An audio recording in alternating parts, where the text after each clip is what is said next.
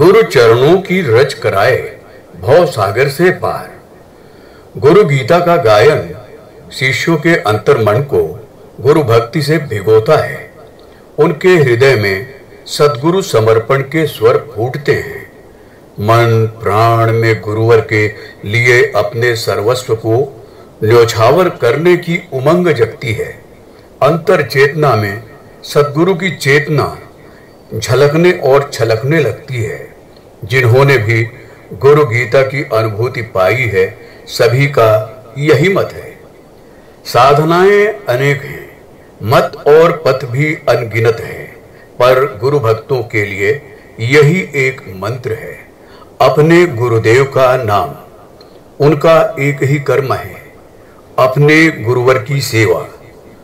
उनमें सदा एक ही भाव विद्यमान रहता है, गुरुदेव के प्रति समर्पण का भाव। जिंदगी के सारे रिश्ते नाते सभी संबंध गुरुदेव में ही है। उनके सिवा त्रिभुवन में ना कोई सत्य है और ना कोई तथ्य। उपर्युक्त मंत्रों में भगवान भोलेनाथ के इन वचनों को हमने पढ़ा है कि दुख देने वाले, रोग उत्पन्न करने वाले प्राणायाम का भला क्या प्रयोजन है। अरे, गुरुवर की चेतना के अंतःकरण में उदय होने मात्र से बलवान वायु तत्क्षण स्वयं प्रशमित हो जाती है। ऐसे गुरुदेव की निरंतर सेवा करनी चाहिए, क्योंकि इससे सहज ही आत्मलाभ हो जाता है। अपने गुरुदेव के स्वरूप का थोड़ा सा चिंतन भी शिव चिंतन के समान है। उनके नाम का थोड़ा सा कीर्तन भी शिव कीर्तन के बराबर है। सद्गुरु का स्मरण और उन्हें ही समर्पण शिष्यों के जीवन का सार है। इस सरल किंतु समर्थ साधना से उन्हें सब कुछ अनायास ही मिल जाता है। गुरु भक्ति की इस साधना महिमा के अगले क्रम को स्पष्ट करते हुए भगवान सदाशिव जगत माता पार्वती से कहते हैं, यत पाद रेणु कणिका का अपि संसार वारिधेह सेदुबंधायते नाथम देशिकम तमुपास्महे यस्मादनुग्रहं लब्ध्वा महदज्ञान मुत्सृजेत तस्मै श्री देशिकेन्द्राय नमश्चाभीष्टासिद्धये। गुरुदेव की कृपा को उद्घाटित करने वाले इन मंत्रों में अनगिनत गूढ़ अनुभूतियां समाई है। इन अनुभूतियों को गुरु भक्तों की भाव चेतना में संप्रेषित करते हुए भगवान महादेव के वचन हैं। गुरुदेव की चरण धूलि का एक छोटा सा कण सेतु बंध की भांति है, जिसके सहारे इस भाव सागर को सरलता से पार किया जा सकता है। उन गुरुदेव की उपासना मैं करूंगा, ऐसा भाव प्रत्येक शिष्य को रखना चाहिए।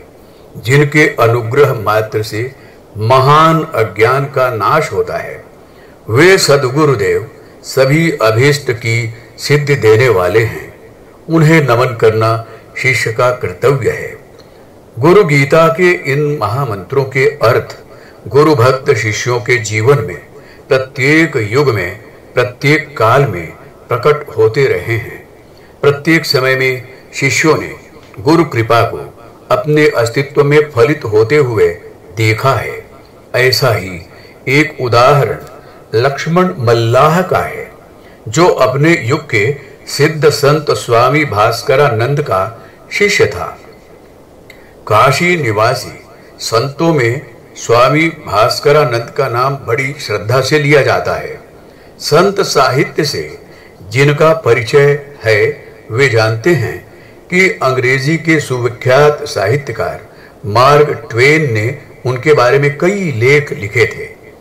जर्मनी के सम्राट कैसर विलियम द्वितीय तत्कालीन Prince of Wales Swami ji के भक्तों में थे। भारत के तत्कालीन अंग्रेज सेनापति जनरल लूकार्ट तो उन्हें अपना गुरु मानते थे। इन सब विशिष्ट महानुभावों के बीच यह लक्ष्मण मल्लाह भी था, जो न तो पढ़ा लिखा था और ना ही उसमें कोई विशेष योग्यता थी, लेकिन उसका हृदय सदा ही अपने गुरुदेव के प्रति विह्वल रहता था। भारत भर के प्रायः सभी राजा महाराजा स्वामी जी की चरण धूल लेने में अपना सौभाग्य मानते थे। स्वयं मार्क ट्वेन ने उनके बारे में अपनी पुस्तक में लिखा था, भारत का ताजमहल अवश्य ही एक विस्मयजनक वस्तु है, जिसका महनीय दृश्य मनुष्य को आनंद से अभिभूत कर देता है, नूतन चेतना से उद्बुद्ध कर देता है। किंतु स्वामी जी के समान महान एवं विस्मयकारी जीवंत वस्तु के साथ उसकी क्या तुलना हो सकती है। स्वामी जी के योग ऐश्वर्य से सभी चमत्कृत थे।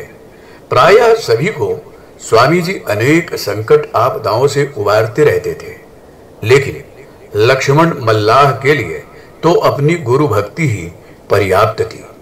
गुरु चरणों की सेवा, गुरु नाम का जप, यही उसके लिए सब कुछ था। श्रद्धा से विभोर होकर उसने स्वामी भास्करानंद की चरण धूलि इकट्ठा कर एक डिबिया में रख ली थी। स्वामी जी के खड़ाऊ उसके पूजा बेदी में थे। इनकी पूजा करना, गुरु चरणों का ध्यान करना और गुरु चरणों की रज अपने माथे पर लगाना उसका नित्य नियम था। इसके अलावा उसे किसी और योग विधि का पता न था। कठिन आसन प्राणायाम की प्रक्रियाएं उसे नहीं मालूम थीं। मुद्राओं एवं बंध के बारे में भी उसे बिल्कुल पता न था। किसी मंत्र का उसे कोई ज्ञान न था। अपने गुरुदेव का नाम ही उसके लिए महामंत्र था। इसी का वह जाप करता। यदा कदा इसी नाम धुन का वह कीर्तन करने लगता।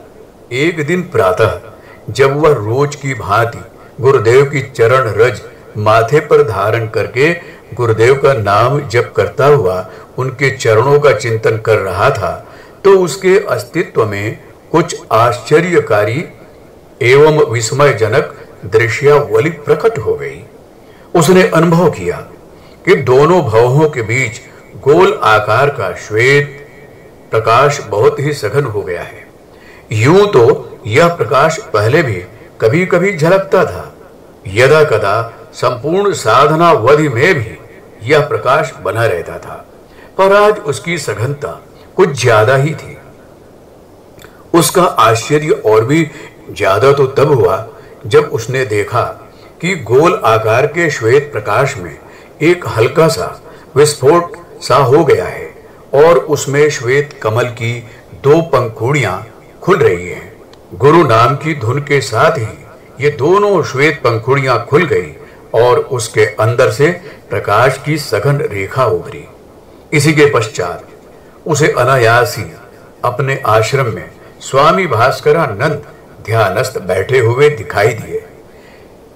योग विद्या से अनभिज्ञ लक्ष्मण मल्लाह को यह सब अचरज भरा लगा। दिन में जब वह गुरुदेव को प्रणाम करने गया तो उसने सुबह की सारी कथा कह सुनाई। लक्ष्मण की सारी बातें सुनकर स्वामी जी मुस्कुराए और बोले, बेटा, इसे आज्ञा चक्र का जागरण कहते हैं। अब से तुम जब भी भावों के बीच में मन को एकाग्र करके जिस किसी स्थान, वस्तु या व्यक्ति का संकल्प करोगे, वही तुम्हें दिखने लगेगा। स्वामी जी के इस कथन के उत्तर में लक्ष्मण मल्लाह ने कहा, हे गुरुदेव, मैं तो सदा सदा आपको ही देखते रहना चाहता हूं। मुझे तो इतना मालूम है कि मैं आपके चरणों की धूलि को अपनी भौहों के बीच लगाया करता था।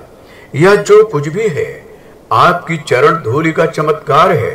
अब तो यह नई बात जानकर मेरा विश्वास हो गया है कि गुरु चरणों की धूलि से शिष्य आसानी से भवसागर पार कर सकता है। लक्ष्मण मल्लाह की यह अनुभूति हम सब गुरु भक्तों की अनुभूति भी बन सकती है। बस उतना ही सघन प्रेम एवं उत्कट भक्ति चाहिए। असंभव को संभव करने वाली गुरुवर की चेतना की महिमा अनंत है। पुस्तक गुरु गीता, लेखक डॉक्टर प्रणव पंड्या। हमारे YouTube चैनल को सब्सक्राइब करें और बेल आइकन को दबाएं ताकि आपको नोटिफिकेशंस मिलते रहें।